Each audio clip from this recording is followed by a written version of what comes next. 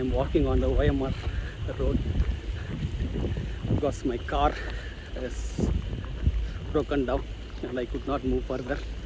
So I have to go fast to do the surgery.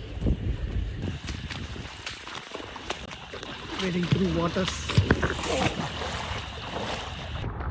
எங்கே தண்ணி இருக்குது, எங்கே குழி இருக்குன்னே தெரிய மாட்டேங்குது. இருந்தாலும் போவோம், போகிற வரைக்கும் போவோம். இது கேப்பில் தான் போகணும் போல் இருக்கு. பார்ப்போம்.